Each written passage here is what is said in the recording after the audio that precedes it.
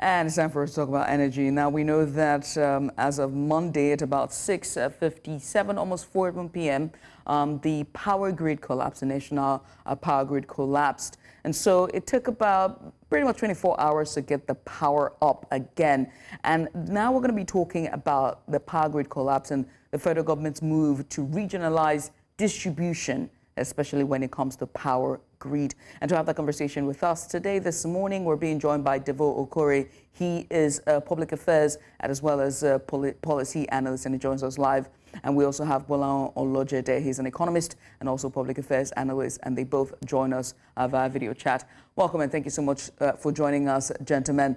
We're going to turn our focus to a very critical challenge that clearly plagues every Nigerian, whether it's businesses, millions of Nigerians are complaining and they have issues about it. It is decentralizing Nigeria's national power grid. Let's start with you, Devo. What's your take on just basically proposing a bold solution to the blackouts, national blackouts that we're seeing in Nigeria?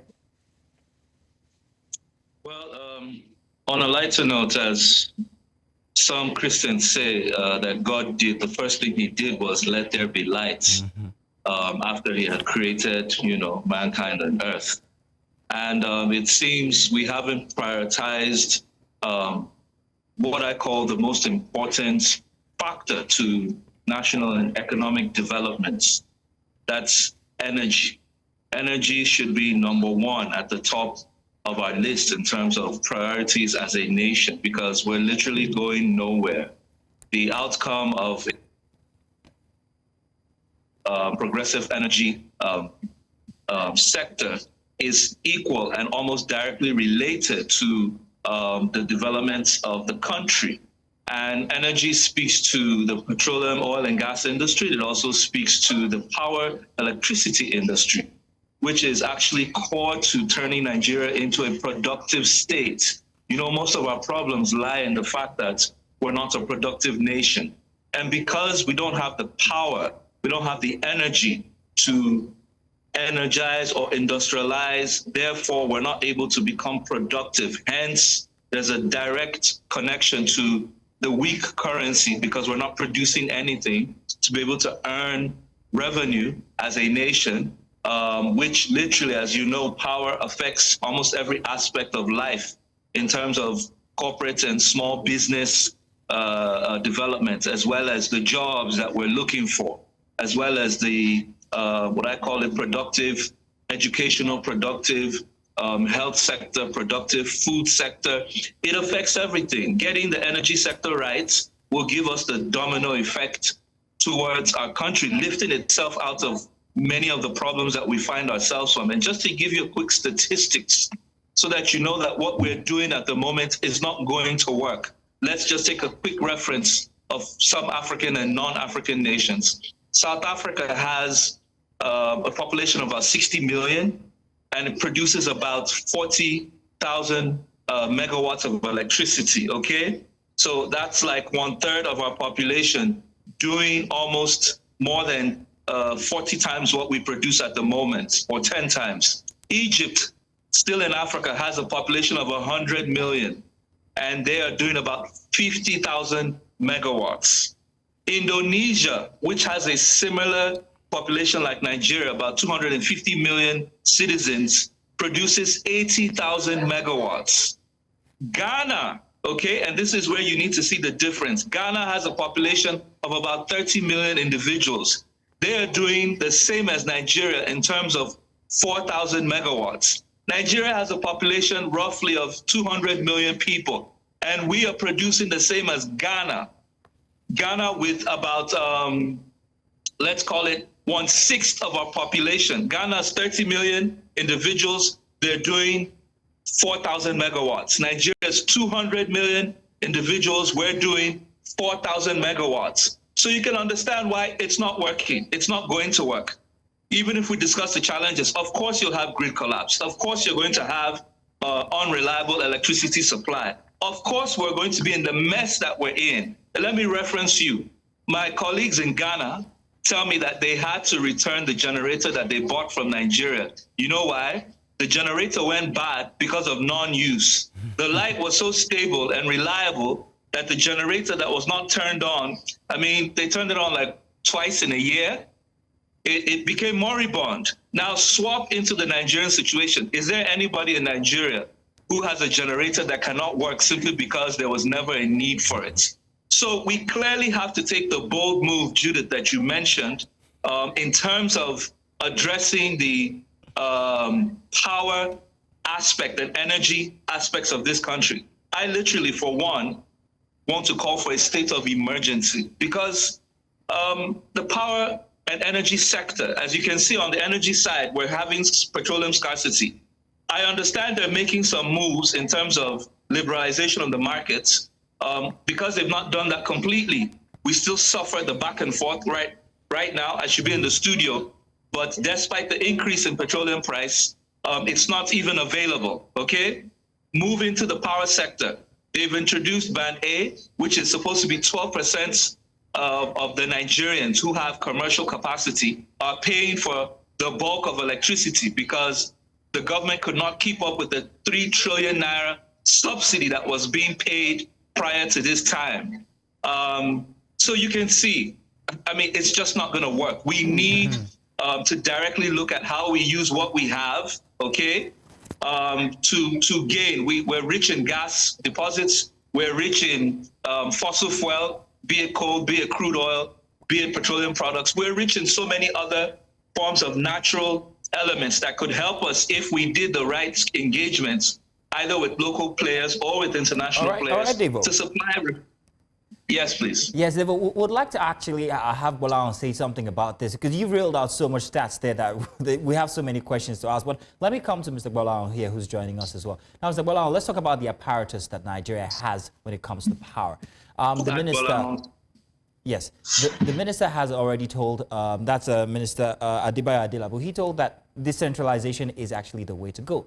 Is it really the way to go? What challenges are we going to face if we choose now to actually start decentralizing our power? The national grid might be the reason why we have blackouts throughout the entire country. This sounds like a good idea, but what challenges lie therein?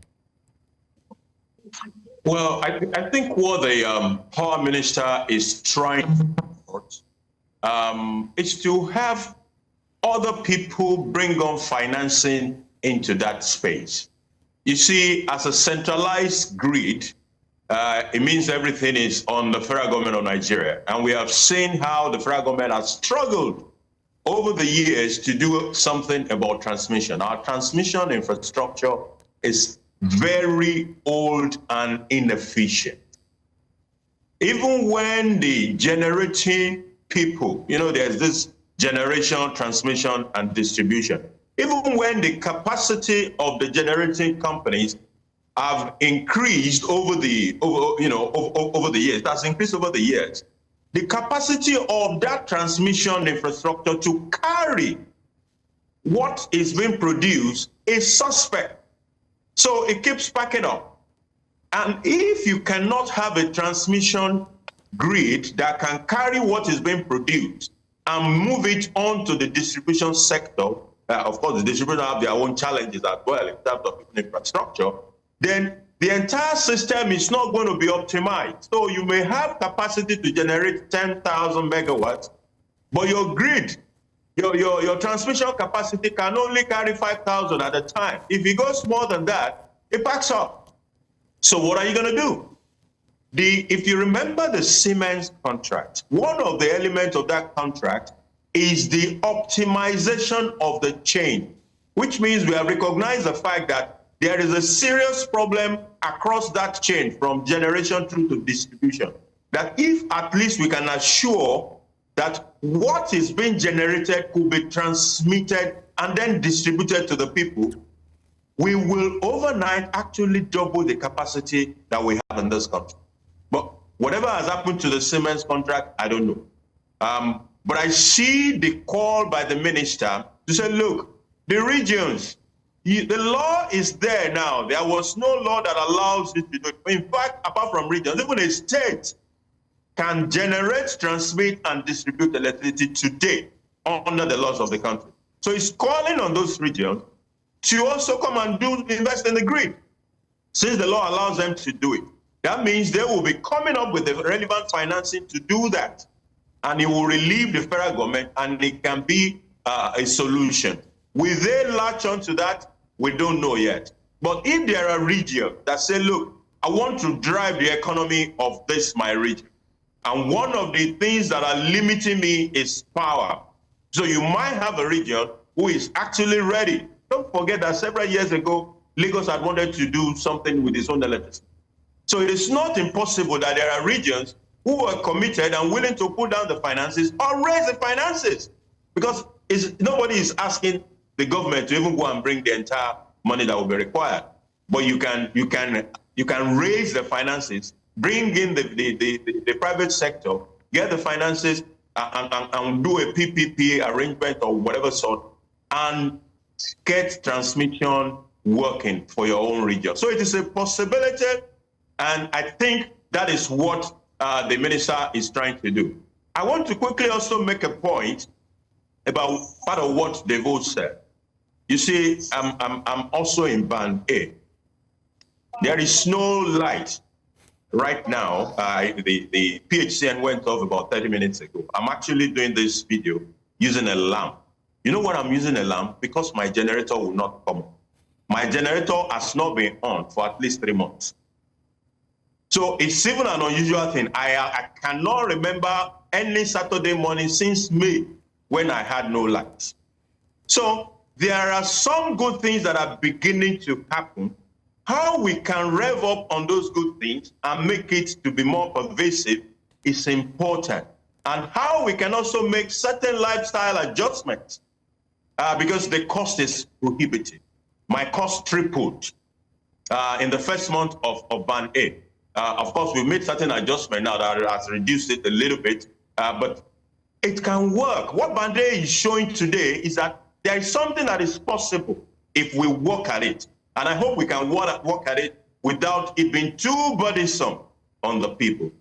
Now, I have to also ask, right, we have said that regionalizing, the grid will work, and then, putting it at state level, giving it state-based will work. We've seen it done with the discos, the distribution companies. But let's talk about political will and also cooperativeness at state and national level.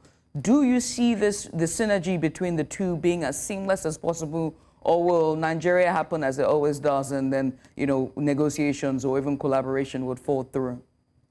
I'll start with you, Devo, very quickly, because we're going to our next discussion, and then Bola.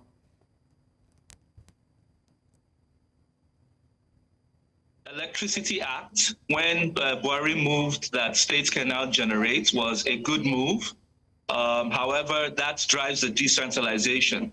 I think the cooperation required here has to do with financing. You know that, like I mentioned, the NERC took out the 3 trillion subsidy and spread it across the Band A customers, who make up 12% of the consumers in this country.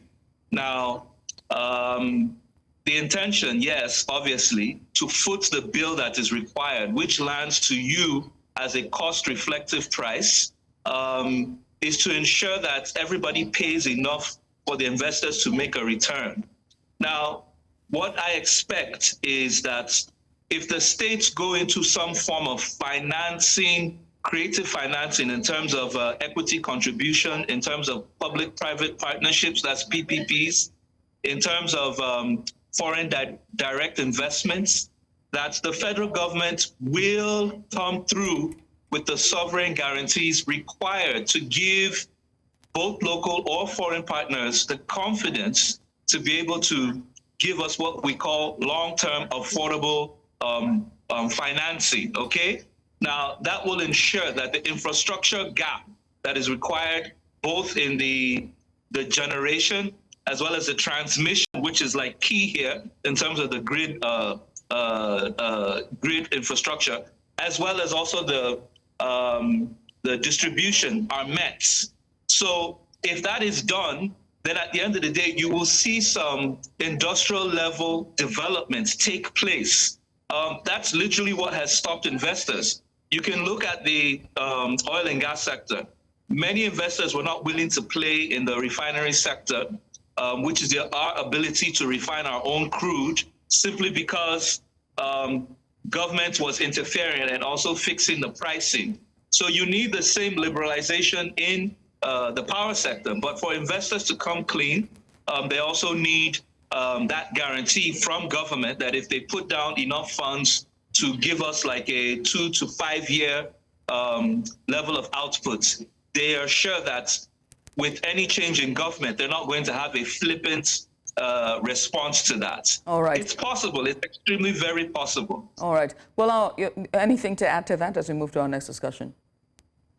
Yeah, I believe anything is possible. We've had even the entire 21 states in the north, at some point, have had power conferences where the focus of 3 days deliberations by the governors of 21 states was about power.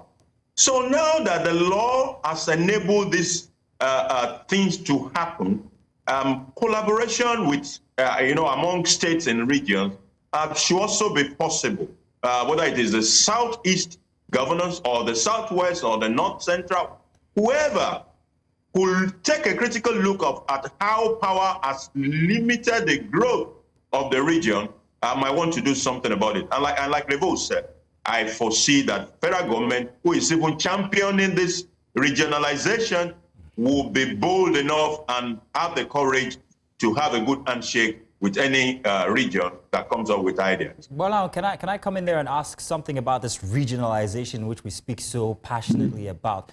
Do you also foresee a situation where this regionalization could actually affect a situation where people who are of little means are not getting power at all? Because if any private investor comes in and wants to invest in power, they would want to invest with the people that they believe can pay back. That's the rich. So you now have them focusing on that class of people and leaving aside the people who perhaps maybe may not be able to altogether afford this power. And affordability is also another thing. So let's talk about that. Will this affect a class difference in provision, and would it be affordable?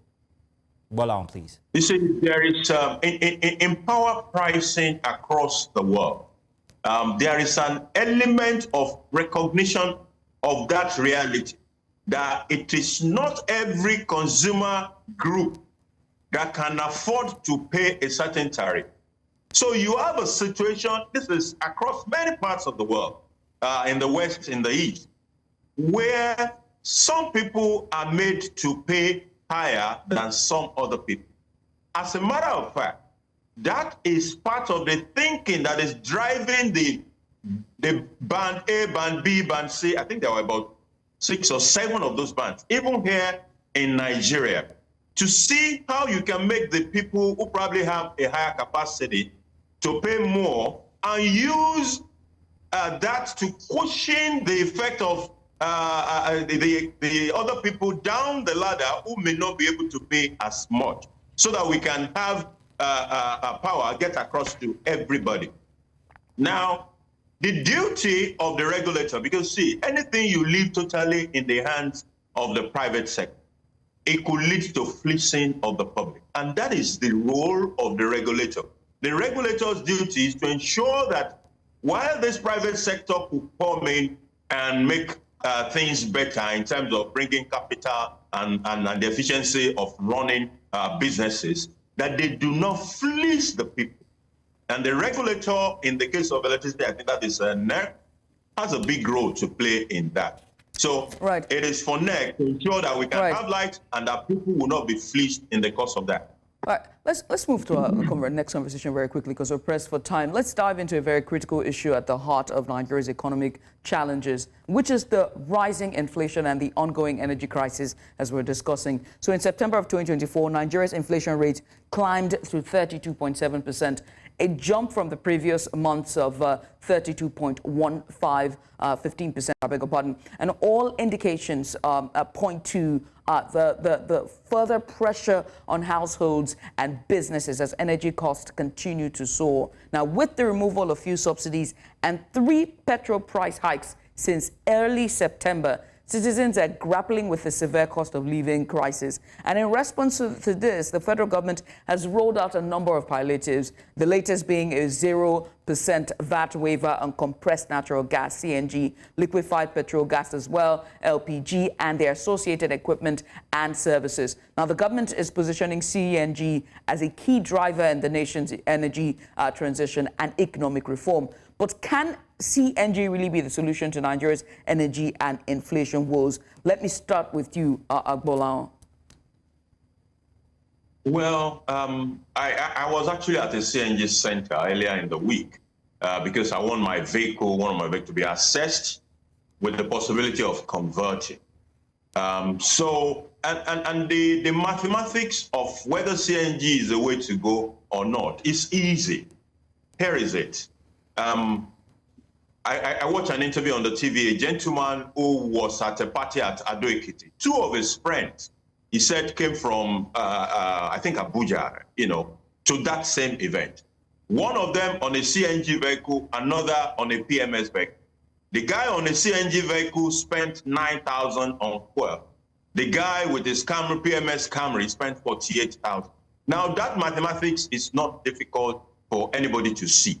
You could obviously see that CNG is the more efficient way to go. Now, how about the issues of adoption? Adoption has been very poor. I don't know what percentage of vehicles are running on CNG today in Nigeria. Maybe it is 1%. I don't know, maybe it is 2%. And the challenge, in my opinion, that we may face is the infrastructure for CNG. The way Nigerians are used to driving into a filling station and buying CNG. How many of those filling stations for CNG are available? I live in Lagos, and I can talk about Lagos. I know there are some, but I can't even picture anyone in my mind right now that is close to where I live. So my fear is if the adoption should step up, if we go from 1% today to 5% or to 10%, will the infrastructure and the availability of gas be there to cope with that volume of growth that we are thinking about? There is also the problem of the initial layer of the financing. The financing can be dealt with by a combination of the government and the private sector. Let the government also co-op the private sector to provide financing. See, it looks as if 1 million naira or thereabout is a lot of money to set up. And for a lot of Nigerians, that is a lot of money, which is why they require this financing. But let me also leave with an example. I know someone who uses a vehicle, a Sienna. The full tank of a Sienna now is about 80,000 naira. And she uses one full tank every week. What that means is that in a month, she has already guzzled about 320,000 naira. And in 3 months, 1 million is gone on fueling. Meanwhile, instead of spending 1 million in fueling, she probably could have also spent 250,000 naira. So those mathematics are there. They look very good as far as CNG is concerned, but we must also fix the other problems so that we don't arrive at the same position we have right now with PMS. If the demand is too much and we are not able to put the gas on the table, or the infrastructure to dispense the gas is not enough, then we will run into another problem even with CNG. Well, I want to say thank you very much for the math, but the math is still not mathing for me here, because I have my pen and my paper and I'm actually trying to put together these figures, and especially for the poor person out there. I have seen a couple of buses in Nigeria, or rather in Lagos here, that have converted, but I'm still trying to speak for the average, or someone who's less than the average man here when it comes to finances.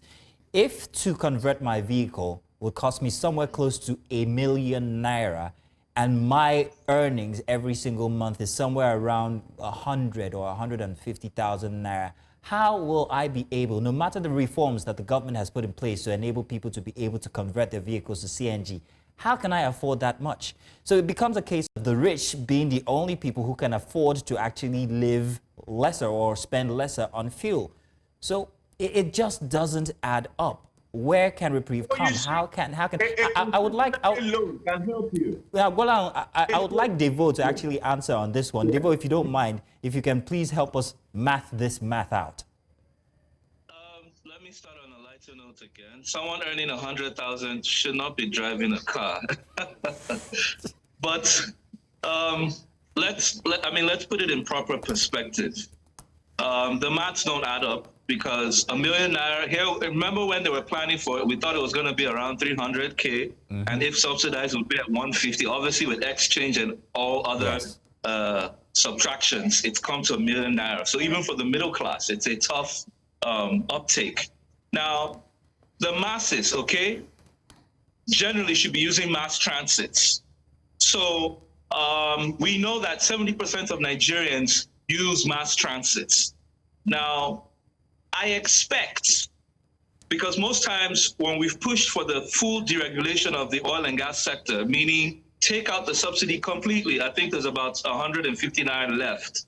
It will push PMS price to around 1112, right? If the exchange still remains the same. However, the savings that government will get, including the increased revenue, okay, or let's put it this way, the 7 trillion naira they've been spending yearly on subsidizing petroleum consumption. The thinking and the rationale is that they will use a fraction of this to now subsidize CNG conversion for commercial transport buses nationwide, okay? Subsidize the building that's in partnership with private sector players of CNG distribution stations, okay? So that when these commercial buses take up the subsidies provided by government to be able to convert their buses and either the minivans or their longer buses or even some of the trucks and transport lines, they will be able to find a place to weekly get CNG refills, okay? And in the long run, okay, whilst you have a cheaper alternative for the mass transit systems, the private sector can, go into some kind of long-term financing, just like we do for generators and solar systems in houses, to be able to make the maths make sense. And this is the only way, because you cannot even put that 1 million naira bill on normal citizens who don't even, either by way of salary or business, earn beyond 100,000 or even 200,000 a month. It's just not going to work. So, like I said, and this is where most people wonder, why are you making Nigerians pay more for energy supply? We just have to learn to stop sucking our mommy's breast. Why? Because the country cannot carry the costs, especially in these economic times. However, the country can be smart and creative about how they spend the savings and income that they're getting to ensure that the masses are not completely choked out. Remember, the president said, let the poor breathe. The vote, we're pressed for time, right? So we've addressed the concerns that, when it comes to infrastructure challenges, as well as the conversion cost for the average Nigerian. But the government has introduced tax waivers on CNG and LPG to encourage, a shift towards cleaner energy and encourage adoption of this fuel or means. Do you think that this would aid, or even this mechanisms or these things that the government is doing, do you think it would aid in adopting this faster, this waiver and introducing tax waivers on CNG? Very quickly, I'll start with Bola and then come to Devo, but very quickly, so we're pressed with time. Okay, I think it will help tremendously, because what that will do is to encourage investment. One of my biggest fear, which I mentioned in my last comment, is that the infrastructure and the availability of gas must grow pari passu with the adoption. If it is slower than the adoption, we're going to have a problem. So that is a brilliant initiative. Let's execute and make it work. It will encourage investment so that the infrastructure and availability of gas can grow with adoption of CNG. Devo, very quickly, because we're out of time, your thoughts. Would it encourage this? Literally, this is what the NLC and the TUC were trying to achieve in their negotiations. That government set the pace up front for this transition that is taking place. You can't put the burden on us and expect us to wait to be able to adopt it. You should have set a template on ground by subsidizing the conversion centers for the mass transit entities, as well as the infrastructure for the CNG stations nationwide, to make it easy for Nigerians who obviously are looking for an affordable option to make life easier for themselves. Okay. Well, Devo, must say thank you. Devo Corey there, public affairs analyst, who joined us today, as well as Bola Olojede. He's an economist as well as public affairs analyst. We've been talking about energy, electricity, the introduction of CNG and LPG and everything in between. Once again, gentlemen, thank you so much. Thanks for having us.